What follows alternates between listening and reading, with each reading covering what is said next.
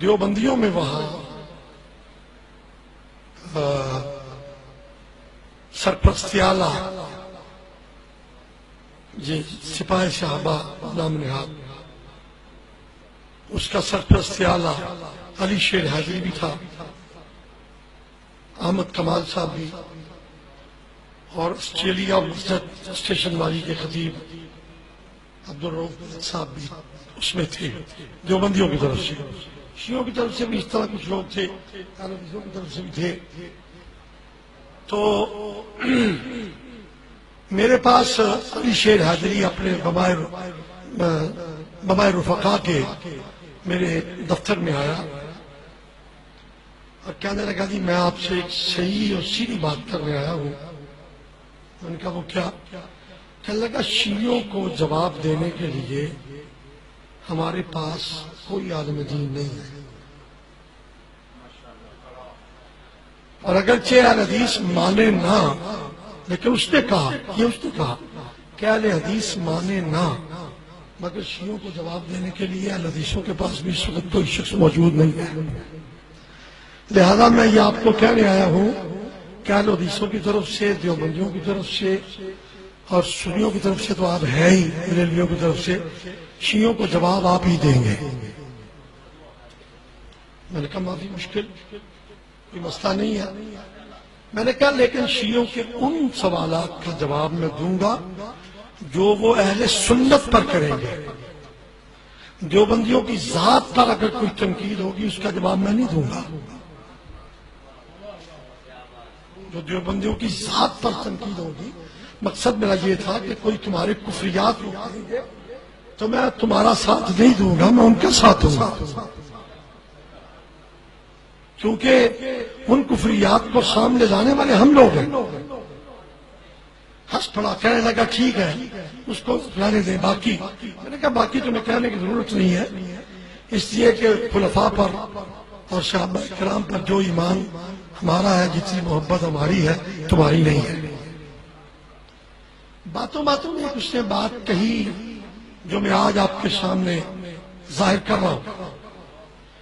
Meetings میں اپنے اکابر کو میں کہہ چکا ہوں، اور آج جو عوام موجود ہیں وہ بھی سماعت فرما لیں۔ مجھے علی شیر حیدری نے کہا، وہ بات تھوڑی سی مذاق میں چلی گئی نا، تو کہنے لگا علامہ صاحب شیعہ ہمارے سامنے گھٹنے ٹیک رہے ہیں اور ان قریب وہ ختم ہو جائیں گے، ہمارا سامنا نہیں کر سکیں گے، اس کے بعد آپ کی باری ہے۔ یہ مجھے کہا۔ آج بھی اگر علی شیر حیدری آ جائے تو میں اس کے سامنے یہ کہنے کو تیار ہوں کہ تم نے یہ کہا۔ اس نے کہا شیعوں کے بعد تمہاری باری ہے، پھر ہم وہ کریں گے جو آپ لوگوں کو تصور میں بھی نہیں آ رہا۔ میں نے اس کو جو کہا وہ بات میں یہاں نہیں کر رہا، میں نے جو جواب دیا میں اس کا ذکر نہیں کرتا، لیکن آپ کو سنا کر میں صرف یہ بتانا چاہتا ہوں کہ صرف اپنے شہداء کا ذکر نہ کریں بلکہ ان کے چیلنج اور مستقبل کا فکر کریں۔ میں نے اپنی میٹنگ میں یہ کہا تھا اگر آپ نے اس چیز کا انتظام نہ کیا، ان کے اس چیلنج کا مقابلہ کرنے کے لیے اب سے آپ نے تیاری نہ کی، تو ایک دن یہ بھی آئے گا کہ یہ لوگ سنی علماء کو شہید کر کے پھینک دیں گے، اور کوئی ڈرتے اس سے ہماری لاش اٹھا کر دفن کرنے کے بھی جلدی تیار نہیں ہوگا۔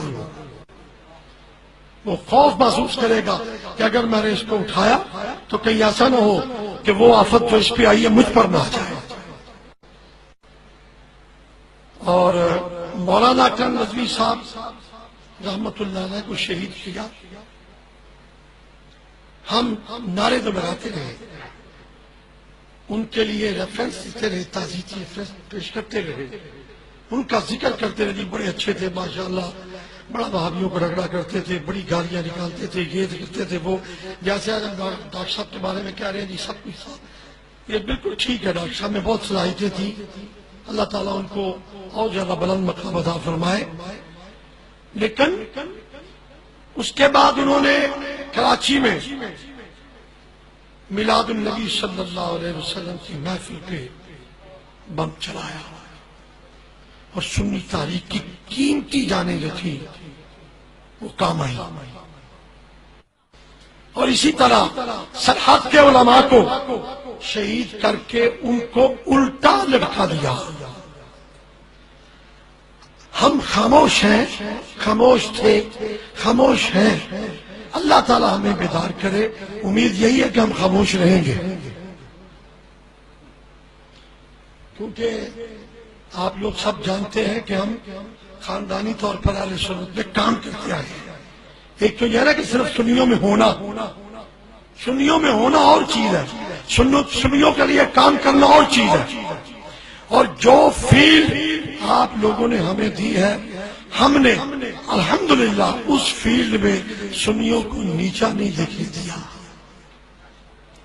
آج تک ہم نے وہ فیلڈ سنبھال کے رکھی ہوئی ہے، کسی قسم کی کوئی سنیوں کو تکلیف نہیں ہے اس فیلڈ میں، لیکن خدا را ان کے اس چیلنج کو جو میں آپ کو سنا چکا ہوں، قبول کرنے کے لیے کچھ سوچئے، کچھ غور کیجئے، کچھ انتظام کیجئے۔ بس میرے یہی آخری ہے آپ لوگوں کے لیے، اور میری دعا ہے کہ اللہ تعالیٰ ہمیں کچھ کرنے کی توفیق عطا فرمائے۔ اور ایک میرا پیغام ہے، اگر آپ کچھ نہیں کر سکتے، میں کچھ بھی نہیں کر سکتے، تو مولانا قطب مدینہ ضیاء الدین مدنی رحمۃ اللہ علیہ کے نقش قدم پر چل کر ایک دعا ضرور کر دیا کرے ہر نماز کے بعد اور ہر محفل میں اور ہر جلسے میں۔ حضرت قبلہ قطب مدینہ مولانا ضیاء الدین مدنی رحمۃ اللہ علیہ کے ہاں روزانہ 4 5 محافل میلاد ہوا کرتی تھی، ہر محفل میلاد کے اختتام میں آپ دعا فرمایا کرتے تھے، اور اس میں ایک جملہ ان کا عام تھا کہ یا اللہ ہمیں نجدیوں کے شر سے محفوظ فرما۔ یہ وہ دعا کیا کرتے تھے، جو ان کی محفل میں جانے والے ہیں وہ اس بات کو اچھی طرح جانتے ہیں۔ نتیجہ یہ ہے کہ جب تک وہ موجود رہے، کسی نجدی کی نظر شر نے ان کی طرف بڑھ کر نہیں دیکھا،